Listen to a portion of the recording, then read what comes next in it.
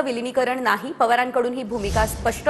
सूत्रांनी ही माहिती दिली आहे. शरद पवार यांच्या राष्ट्रवादीमधल्या बैठकीतली ही इनसाइड स्टोरी आता समोर आली असल्याचं देखील आपल्याला बघायला मिळतंय. दोन्ही राष्ट्रवादीचं विलिनीकरण होणार नाही असं सूत्रांनी म्हटलंय. सुप्रिया सुळे, जयंत पाटलांचं बैठकीमध्ये हे स्पष्टीकरण आहे. शरद पवारांच्या उपस्थितीत आमदारांना स्पष्टीकरण देण्यात आलेलं आहे. दादांच्या राष्ट्रवादीमधील 22 ते 23 आमदार शरद पवारांच्या संपर्कात असल्याची माहिती देखील सूत्रांनी दिली आहे.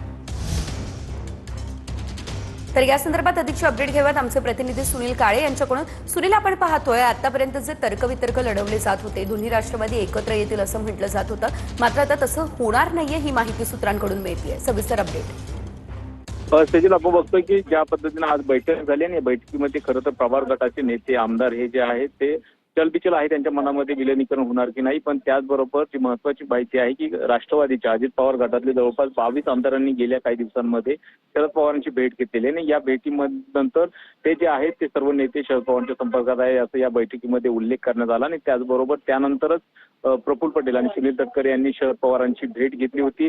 त्यामुळे कुठले अस्वस्थ होण्याचं कारण नाही आणि विलिनीकरण होणार नाही अशा पद्धतीची भूमिका पवार गटाने घेतलेली आहे. पण उलट जे विद्यमान आमदार आहेत, जे अजित पवार गटात गेलेले आहेत, ते भाजपमध्ये जे जाऊ शकत नाहीत, असे आमदार पुन्हा ज्या पवारांच्या राष्ट्रवादीमध्ये फिरण्याची शक्यता आहे आणि त्या संदर्भातल्या त्यांची भेट सुद्धा शरद पवारांची झाल्याची माहिती आपल्याला सूत्रांनी दिलेली आहे.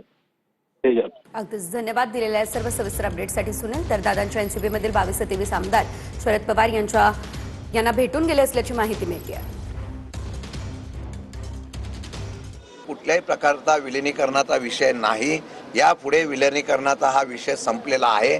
मी मागेही सांगितलेलं, आत्ताही सांगतो, अशी कुठली चर्चा आता पुढे भविष्यात होणार नाही. पवार साहेबांच्याकडे येणारे नेते बरेच आहेत. अनेक वर्षापासून ते एकमेकांच्या बरोबर काम करतायत.